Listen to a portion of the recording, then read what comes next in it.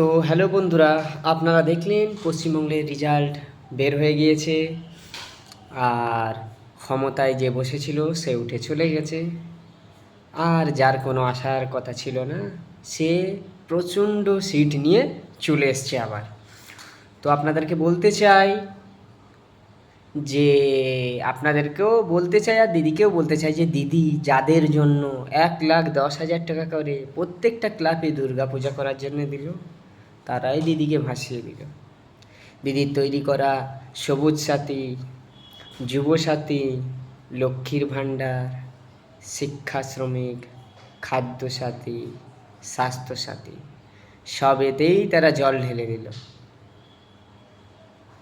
দিদি তাহলে কি করলো এতদিন?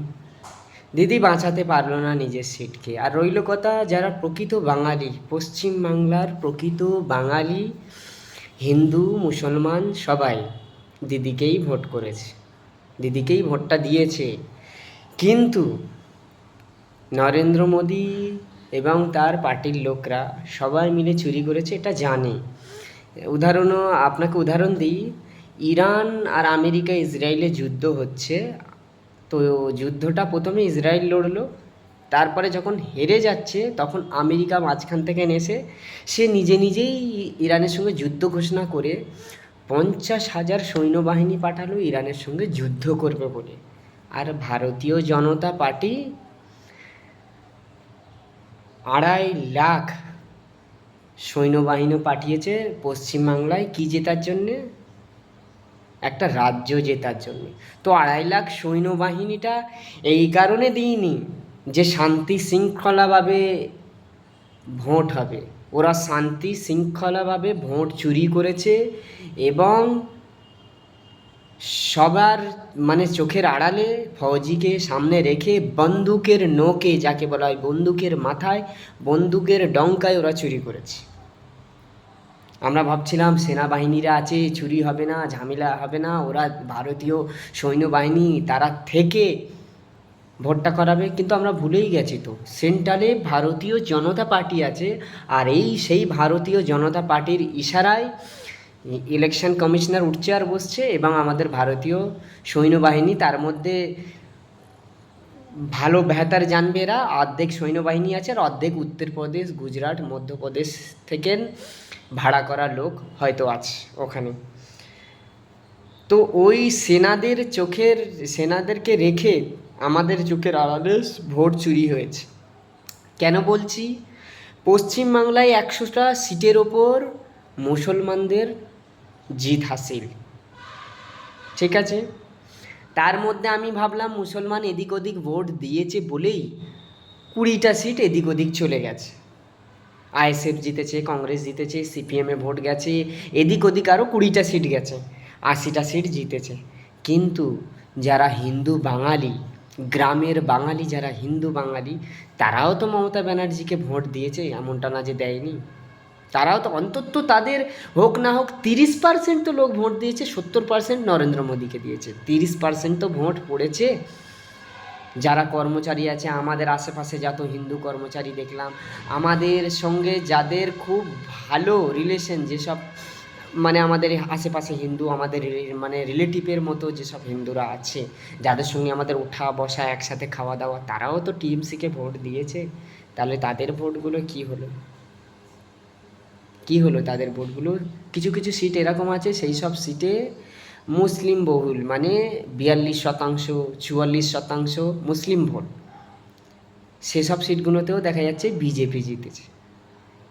তারপর রাস্তায় পড়ে আছে ইভিএম মেশিনের ওই কুপন, ভোট দেওয়ার পরে যে কুপনটা লাইট জ্বলে উঠে কেটে যায়, ওই সবগুলো পড়ে আছে রাস্তায় রাস্তায়। সিসিটিভি ক্যামেরা বন্ধ হয়েছে, সিসিটিভি ক্যামেরায় দেখা যাচ্ছে যে অজানা কিছু মানুষ ঢুকে ইভিএম এদিক ওদিক করছে। কিছুতে দেখা যাচ্ছে যে কিছু বক্সে করে নামাচ্ছে, যেখানে ওই ইভিএমগুলো রাখা আছে ওখান থেকে নামাচ্ছে, দেখা গেল। তো এসবগুলোর জন্য ভারতীয় সৈন্যবাহিনীকে রেখে এসব চুরি করা হয়েছে। আর এগুলো আবার বললে কেউ কেউ বলবে, হ্যাঁ সৈন্যবাহিনীকেই বললো, সৈন্যবাহিনীকেই বললো, ভারতীয় সৈন্যবাহিনীকেই বললো। আরে বাবা, সবাই সব কিছুই বলতে পারে, কেন বলবো না? কেন বলবো না?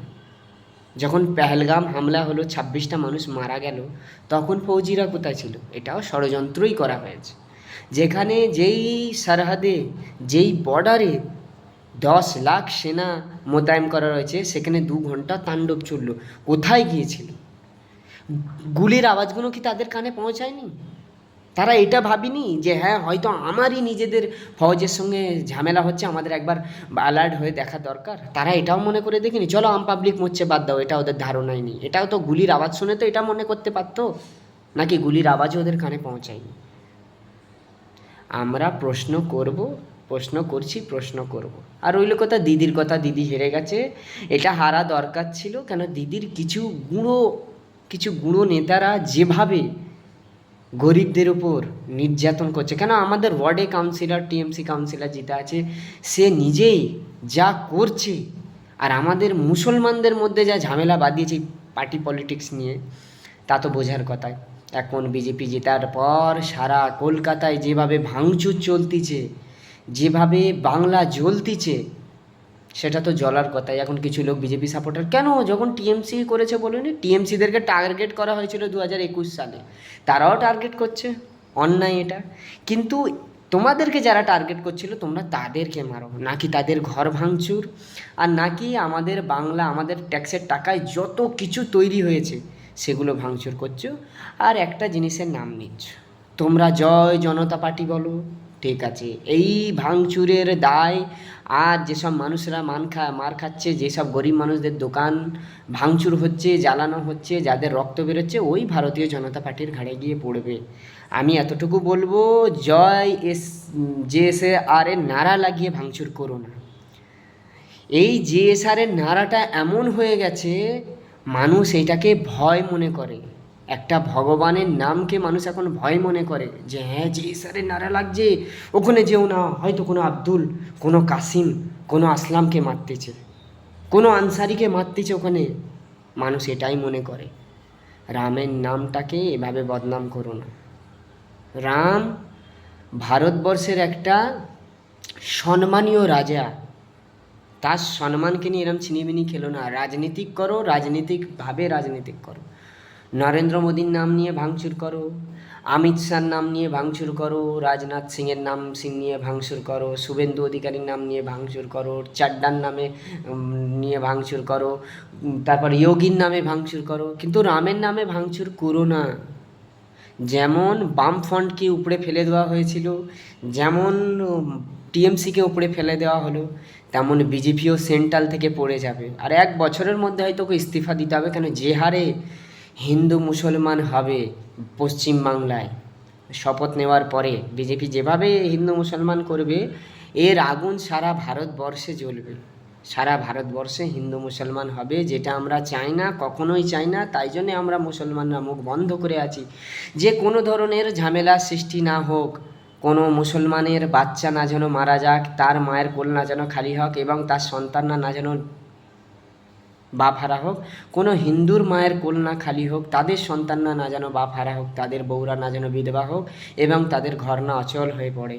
একটা ঝামেলা হওয়ার মানে, যদি 50টা মুসলমান মরে, তার মধ্যে 10টা হিন্দুও যাবে, আকালিয়াত আর আকসারিয়াত দুটোই যাবে, জান মাল ইত্যাদি সব কিছু নষ্ট হবে। আর এই বিজেপিরা হিন্দু মুসলমান করবেই। যারা প্রকৃত বাঙালি, সত্যকারের বাঙালি, প্লিজ তোমাদের কাছে অনুরোধ রইল যে এই হিন্দু মুসলমানটাকে এখানে হতে দিও না। পশ্চিমবাংলায় হিন্দু মুসলমানের ঝামেলা হওয়া মানেই সারা ভারতবর্ষে এর আগুন ছিটকে পড়বে, সারা ভারত জ্বলবে, সারা ভারতবর্ষে হিন্দু মুসলমান হবে। তখন আর মুসলমানরাও চুপ থাকবে না, যখন দেখবে যে আগুন আমাদের গায়ে ছিটকে আসা তো দূরের কথা, আমাদের গায়ে আগুন লাগানো হচ্ছে। তখন যারা আগুনে জ্বলবে বলে তৈরি হয়ে আছে, যারা মরবে বলে তৈরি আছে, তারা কি না করতে পারে এটা ভাববে। যে কাউকে যদি তেড়ে মারতে আসা যায়, আমাকে যদি কেউ তেড়ে মারতে আসে, আমি তো জানি আমি মরবই মরবো, আমিও কিন্তু আমার শত্রুদের ছেড়ে কথা বলবো না। তো এরকম হবে। আর আমি জানি যারা বাংলার বাঙালি, তারা কখনো এটা চাইবে না। আমি দেখছিলাম, আমাদের তো সব রাজ্যে আমাদের তো জানা পরিচয় রিলেটিভ লোক কাজ করে, শুনলাম উত্তরপ্রদেশ, গুজরাট, মধ্যপ্রদেশ থেকে লোক আসছে ঝামেলা সৃষ্টি করার জন্য। 1962 সালে যেরকম ঝামেলা সৃষ্টি হয়েছিল, উত্তরপ্রদেশ, বিহার, গুজরাট থেকে লোক গিয়ে ঝামেলা করেছিল, সেম ওই একই কেস আবারও হবে।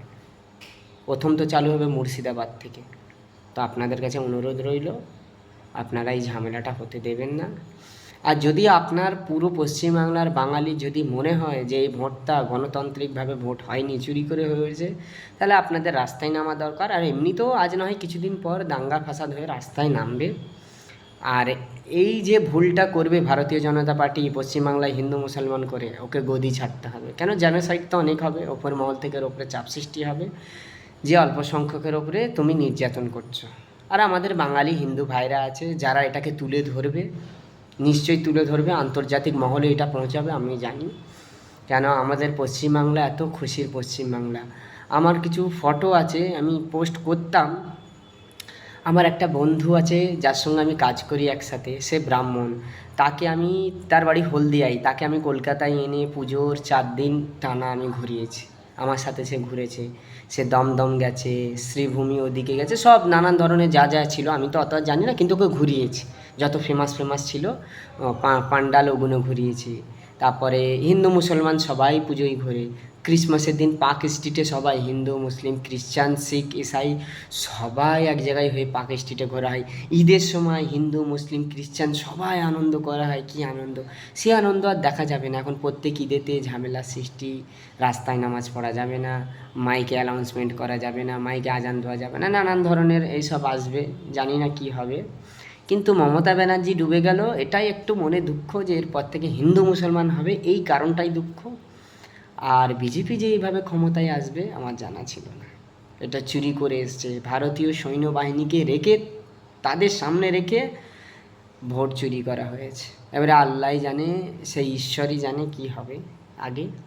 সব কিছু তোমাদের হাতে, পশ্চিমবাংলার বাঙালি হিন্দুদের হাতে।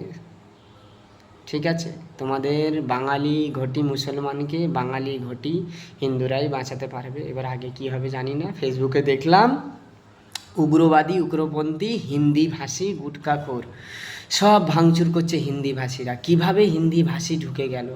আর এই বিজেপি জিতলো মানে বিজেপি জানে যে আগামী ওরা যা তাণ্ডব লীলা করবে, বাঙালিরা আগামী দিনে ভোট দেবে না। এই 5টা বছরে কিছু করুক আর না করুক, হু হু করে বহিরাগত হিন্দি ভাষীকে ঢোকাবে। এতটুকু জানি। বিহার, উত্তরপ্রদেশ, আরও যত পিছড়া দেশগুলো আছে, রাজ্যগুলো আছে, সেখান থেকে লোকদের পাঠিয়ে দেবে যে পশ্চিমবাংলায় চলে যাও। জমিনের দাম সস্তা, খাওয়া দাওয়া সস্তা, বা জমি নির্ধারিত ওই ভারতীয় জনতা পার্টির লোকই করে দেবে। বহিরাগত আসছে ওখানের বাসিন্দা হতে। বাঙালিরা নিজের সংস্কৃতিকে বাঁচাও, তুমি তোমার সংস্কৃতিকে বাঁচাও। যেই থেকে ভারত স্বাধীন হয়েছে সেই থেকে একবারও ভারতীয় জনতা পার্টি ওখানে সরকার বানাতে পারেনি। তাই জন্য ওখানে বিশৃঙ্খলা এবং ওখানকারের সমাজ নোংরা হতে পারেনি। এবারে 5টা বছরে সব ছিনিমিনি হয়ে যাবে। আফসোস যে পশ্চিমবাংলা রইল না। পশ্চিমবাংলা এবার গুটখাখোর হিন্দি ভাষীদের হাতে চলে গেল। যদি সত্যিকারেরই তোমরা না ভোট দিয়ে থাকো তাহলে রাস্তায় নামো, নাহলে পশ্চিমবাংলার সম্প্রীতি, ঐতিহ্য, পশ্চিমবাংলার সম্মান ছিনিমিনি হয়ে যাবে। যে হারে বুলডোজার চলতেছে ওখানে দেখলাম। তো যাই হোক, আবার দেখা হবে। জয় বাঙালির জয়, জয় পশ্চিম বাংলার জয়। বাঙালির জয় হবে, বাঙালির জয় থাকবে। বাঙালিকে কেউ নিচু করতে পারেনি আর পারবে না। বাংলার ভূমিতে সুভাষচন্দ্র বসু, স্বামী বিবেকানন্দ জি, তারপরে বঙ্কিম চট্টোপাধ্যায় জি আছেন, তারপরে আমাদের রবীন্দ্রনাথ ট্যাগর, বড় বড় মহান হস্তি হয়েছে। কলকাতায় প্রথম টেলিফোন চলে, কলকাতায় প্রথম রেডিও চলে, কলকাতায় প্রথম লেডি নার্স কলকাতারই, প্রথম প্লেন চালক মহিলা কলকাতারই, প্রথম ট্রেন চালক মহিলা কলকাতারই, কলকাতায় প্রথম ট্রাম চলে, কলকাতায় প্রথম চিড়িয়াঘর, কলকাতায় প্রথম কোর্ট তৈরি হয়। কলকাতা মানে আর কি বলবো, কলকাতা কম না কারোর থেকে। আমি জানি এই বিশৃঙ্খলা ছড়াবে না। হিন্দু মুসলমান নির্বিশেষে আমরা পশ্চিমবাংলাকে বাঁচাবো। পশ্চিমবাংলাকে বাঁচাতে আমাদের মুসলমানদের যদি জানও চলে যায়, আমরা পশ্চিমবাংলা এবং বাঙালি সংস্কৃতিকে আমরা বজায় রাখবো। আর হিন্দু মুসলমানকে এক রাখতে আমরা আমাদের জীবন দিয়ে দেবো বহিরাগতদের হাতে, গুটখাখোরেদের হাতে, আমাদের জীবনের বাজি লাগিয়ে দেবো গুটখাখোরেদের হাতে, ওই গুজরাট সৈন্যবাহিনীদের হাতে আমাদের জীবন দিয়ে দেবো, যারা আমরা পশ্চিমবাংলার মুসলমানরা আছি জীবন দিয়ে দেবো। কিন্তু হিন্দু মুসলমানের ওপরে আঁচ কোনো ধরনের ওই ওদের যে সৃষ্টি করা আপদা আসতে দেব না। আমরা পশ্চিমবাংলাকে একটা ঐতিহ্য মনে করি, হিন্দু মুসলমানের সম্প্রীতি বার্তা, ভালোবাসার বার্তা, সেই ভালোবাসার বার্তাকে ভঙ্গ হতে দেব না। আমরা পশ্চিমবাংলা ঘটি বাঙালি হিন্দু, ঘটি বাঙালি মুসলিম সবাই মিলে সম্প্রীতিকে বাঁচাবো, তাতে আমাদের জীবন চলে যাবে। আমরা শহীদ হতে রাজি আছি। আমাদের মারা শিখিয়েছে, আমাদের ইসলাম বলেছে, আর আমাদের মারা শিক্ষা দিয়েছে ছোট থেকে, যে জমিনে থাকবে সেই জমিনকে নিজের মনে করে ভালোবাসবে, সেই জমিনে চুমা খাবে তুমি, সেই জমিনে চুমা খাবে, সেই জমিনকে সবসময় পাক পবিত্র রাখবে, যেন সেই জমিনকে যদি কেউ আঁচড় মারে সেই আঁচড়ের বদলা তুমি ঘুষও দিয়ে নেবে। আমাদের বাংলার জমিতে গুটখাখোর হিন্দিভাষীরা আঁচড় দিয়েছে, আমাদের মারা পয়দা করেছে, জন্ম দিয়েছে আমাদেরকে শহীদ হবার জন্যে। আমরা বাংলার সম্প্রীতির জন্য, বাংলার ঐতিহ্য, বাংলার শান্তি শৃঙ্খলা, বাংলার হিন্দু মুসলমানকে বাঁচাতে আমরা মুসলমানরা জীবন দিয়ে দেবো, আবারও শহীদ হব গুটখাখোরের হাত থেকে বাঁচাতে। আমরা আবার শহীদ হব গুটখাখোরদের হাত থেকে বাঁচাতে, বাংলার হিন্দু মুসলমান ঐতিহ্যকে বাঁচাতে, বাংলার বাঙালিয়ানাকে বাঁচাতে আমরা এই উদ্যোগ নেব ইনশাআল্লাহ। আর যত বাঙালি হিন্দু ভাইরা আছে তারাও উদ্যোগ নেবে, জয় ভবানী বলে তারাও উদ্যোগ নেবে, জয় মা দুর্গা বলে তারাও উদ্যোগ নেবে, জয় কালীমা বলে তারাও উদ্যোগ নেবে, নিশ্চয়ই নেবে। আর যাদের ইচ্ছা, যাদের খুশি যে হ্যাঁ আমরা জয় শ্রীরাম বলে বাঙালিকে বাঁচাবার জন্য উদ্যোগ নেব, 100 বার তারা নেবে। তারা জয় শ্রীরাম বলে নিক, ভালো কাজে তারা জয় শ্রীরাম বলে রামের নাম নিয়ে যদি বাঁচাতে পারে কলকাতাকে বাঁচাক। ওদের রামের নাম বলতে বলতে যদি গলা শুকিয়ে দেয়, আমরা শরবত দিয়ে গলা ঠান্ডা করে দেবো। যে 10 বার বলে যদি 10 বার রামের নাম নিয়ে যদি গলা শুকিয়ে দেয়, আমি শরবত খাইয়ে তোমার গলা ঠান্ডা করে দেবো, তুমি আরও 20 বার বলো। কিন্তু বাংলার সম্প্রীতিকে বাঁচাও, বাংলার শৃঙ্খলাকে বাঁচাও। আমি জানি বাঙালিরা খুব তাড়াতাড়ি বের হবে বাংলাকে বাঁচাতে, জয় ভবানী, জয় মা কালী, জয় মা দুর্গার ধ্বনি দিতে দিতে, স্লোগান দিতে দিতে বেরাবে। আর তাদের সাথে আমরা বেরাবো বিসমিল্লাহ আল্লাহু আকবার, নারায়ে তাকবীর আল্লাহু আকবার, জয় বাঙালির জয়, জয় বাংলার জয় বলে আমরা বেরাবো, নিশ্চয়ই বেরাবো।